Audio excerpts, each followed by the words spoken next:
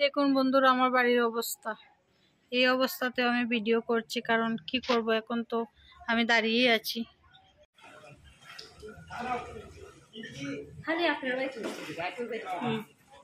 তারা বাড়িতে উঠে না, অফ করে রাখছে নেট। এখন আমার রয়েছে আর একটা কাজ। তো বন্ধুরা দেখে আসলাম, জল খুব কাছে চলে এসেছে, জানি না বাড়িতে উঠবে কিনা। আগের বারও মানে কিছুদিন আগেও আমি দেখিয়েছিলাম, জল অনেকখানি বাড়ির সামনে এসেছিল, কিন্তু বাড়িতে উঠেনি। তো এবার কি হবে জানি না, একদম কন্টিনিউ 4-5 দিন ধরে রাত দিন বৃষ্টি হচ্ছেই হচ্ছে, একবারও থামছে না। তো খুব খারাপ অবস্থায় আছে, জামা কাপড় শুকাচ্ছে না। কিন্তু বৃষ্টি হলেও, জামা কাপড় না শুকালেও কোনো প্রবলেম নেই। প্রবলেম একটাই, যদি ফ্লাড হয়। ভীষণ ভয় লাগছে বন্ধুরা, একদম ভালো লাগছে না। এত জিনিসপত্র করে কি বলবো, এত জিনিসপত্র কোথায় রাখবো, কোথায় গুছাবো, আর বারবার গুছাই, তারপর দেখা যায় অনেক সময় জল উঠে না, তারপর আবার ওই জিনিসগুলো ঠিকঠাক জায়গায় রাখতে হয়। এইসব না একদম ভালো লাগছে না আমার, কি করব, একদম মন খারাপ হয়ে গেছে বন্ধুরা। জল উঠে গেছে আমার ঘরে, আর প্রথমেই উঠেছে কম্পিউটার রুমে, এই দেখুন। আর কারেন্ট নেই আমাদের এখানে, কারেন্ট নেই, তারপর নেট নেই। ওয়াইফাই চলছিল আমার, তো ওয়াইফাই এখন অফ হয়ে গেছে, কারণ ইনভার্টার অফ করে দিয়েছি। ইনভার্টারের ব্যাটারি সব খুলে নিয়েছি, কারণ জল থেকে শর্ট হতে পারে, এর জন্য সব কিছু খুলে নিয়েছি। আর এখন পুরো অন্ধকার, মানে কি অবস্থা কি বলবো বন্ধুরা, খুব খারাপ অবস্থায় আছি আমরা। এখনো খাওয়া দাওয়া হয়নি, 2টা বেজে গেছে। শুধু সকাল থেকে গুছিয়েই গেছি, সকাল থেকে শুধু গুছিয়েই গেছি, এখনো খাবার দাবার কিছু খাইনি। রান্না তো করেছিলাম, সকালে খেয়েছিলাম একটু, আর সকালে তো ব্রেকফাস্ট করেছি, তো ভাত খাওয়া এখনো হয়নি। তো বন্ধুরা ভীষণ খারাপ অবস্থা, কি বলবো, দেখতে থাকেন। দেখুন বন্ধুরা আমার বাড়ির অবস্থা। এই অবস্থাতে আমি ভিডিও করছি, কারণ কি করব, এখন তো আমি দাঁড়িয়েই আছি, কারণ কিছু করার নেই আমার। এখন যতখানি গুছানোর গুছিয়ে নিয়েছি আমি। তো দেখতেই পাচ্ছেন কতখানি জল, যতখানি জল এখানে দেখতে পাচ্ছেন, ততখানি জল আমার ঘরের ভিতরে।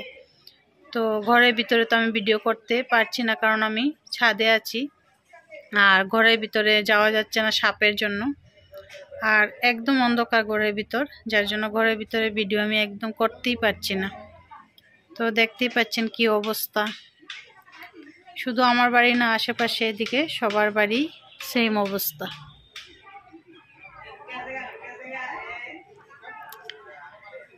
মানে ফ্লাড হলে যে কি কষ্ট, এটা যাদের হয় তারা বুঝে। 2018-তে হয়েছে, তখন একবার বুঝেছি, আর এখন 2024-এ আবার হলো।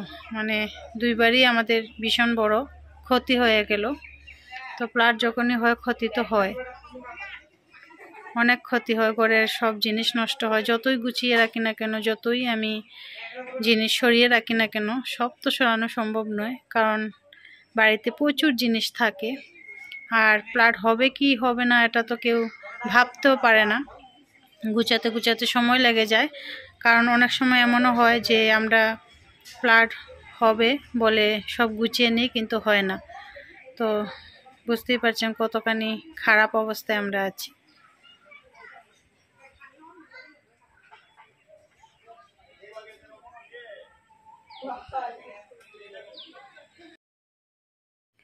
তো বন্ধুরা এই ভিডিওটা কিন্তু আমি যখন জল উঠছে তখন করলাম। তো যখন জল উঠেছে তখন এতখানি ছিল, পরে কিন্তু একদম গলা পর্যন্ত জল হয়েছিল। তখন মোবাইল সুইচ অফ হয়ে যায়, একদম চার্জ ছিল না মোবাইলে। তো এরপরে ভিডিও আমি আর কিন্তু করতে পারিনি। যা ভিডিও আমি করেছি সব আগেই করেছি। তো দেখেন আমার ছেলে আর একটা ভাই, দুজন মিলে স্কুটি তুলছে, আর বাড়িতে যত গাড়ি ছিল, বাইক ছিল, সব আগেই তোলা হয়ে গিয়েছিল। আমাদের পাশের বাড়ির আমার দেওর দীপ, ও অনেক হেল্প করেছে।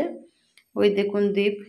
তো দীপ এসেই বাড়ি ঘরে সব জিনিসপত্র গুছিয়ে দিয়েছে, অনেকটা হেল্প করেছে। আর বাকিটা আদি আর আমি করেছি, আর পাশের বাড়ির আর একটা ছেলে আছে জিৎ, আদির বন্ধু জিতও করেছে, আর এই কাকিমাও করেছে।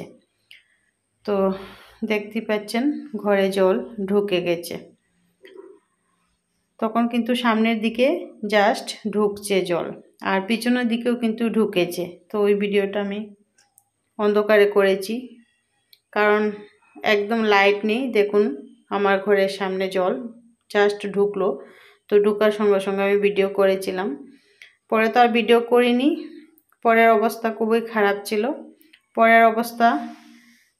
খারাপ ছিল, ঘরের ভিতরে একদম অন্ধকার, কিছুই দেখা যাচ্ছিল না। তো আমি ছাদে এসেছিলাম, ছাদে এসে তুলেছিলাম এটা পিছনের দিক, আর এই পিছনের দিকেই কিন্তু একটা বিল রয়েছে। এই বিলটা নদীর সাথে যুক্ত, তো নদীতে জল বেশি হলে এই বিলটা ভরে যায় আর ফ্লাড হয়। তো 2018-তে একবার হয়েছিল, আর আজকে হয়েছে। তো এতটুকুই ভিডিও করেছি, আপনারা দেখতেই পেলেন। সবাই ত্রিপুরার জন্য প্রে করবেন।